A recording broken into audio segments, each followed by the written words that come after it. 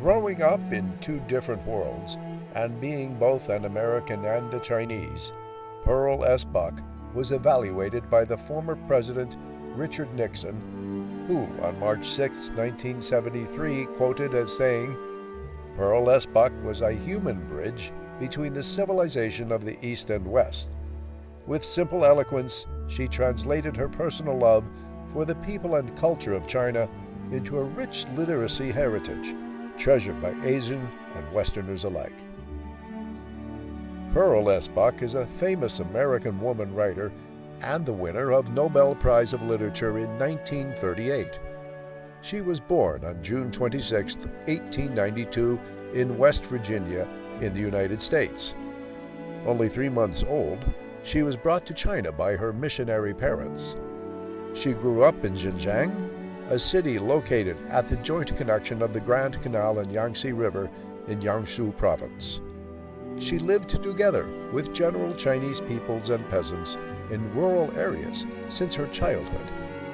Her early education was Chinese culture. She liked to read Chinese classic novels such as All Men Are Brothers by Shui Huchuan and poems of Red Dream Pavilion, Hong Lao Meng. Edified and cultivated by Chinese classic culture and novels, Pearl S. Buck set her life roots with China and Chinese people. In 1921, she began to write her first novel, biographical fiction of her mother. Chinese people and Chinese matters were always her major resources and characters in her books. In 1931, she published The Good Earth, which was quickly up to the top of the bestseller book in the United States and reprinted almost 20 editions in the first year alone. In 1932, The Good Earth was awarded the Pulitzer Prize.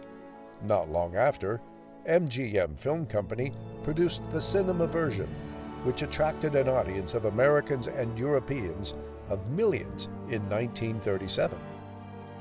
In 1938, Pearl S. Buck won the Nobel Prize of Literature with her 4 Chinese novels and 3 biographical fictions. The Good Earth was touted as the greatest novel written by a foreign novelist in the 20th century. It's greatly changed the impression of Westerners on Chinese people. Frankly speaking, Pearl S. Buck, with her art site and love heart, disclosed Chinese people's souvenir of their land, extension of life, suffering and redemption of soul, the sinking and agitation of human nature. Therefore, Pearl S. Buck made a tremendous contribution to the modern cultural exchange.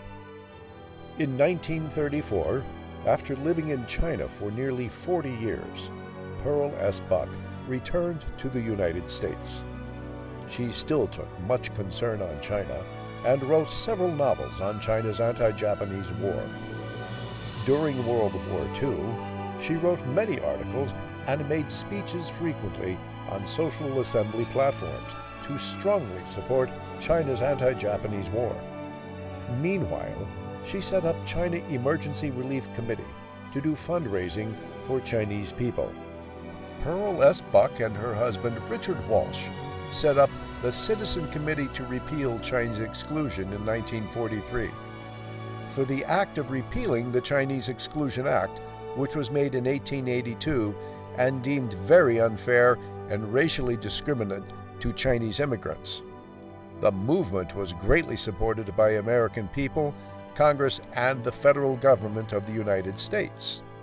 As a result, the law was abolished by United States Congress in October of 1943.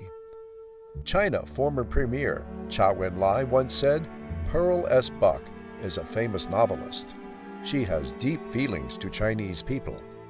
During World War II, she sympathized with the Chinese people and fully supported China's resistance war against Japanese aggression. She is a friend of Chinese people. In 1949, Pearl S. Buck donated her money, setting up a Welcome Home Foundation that assisted raising American Asian children.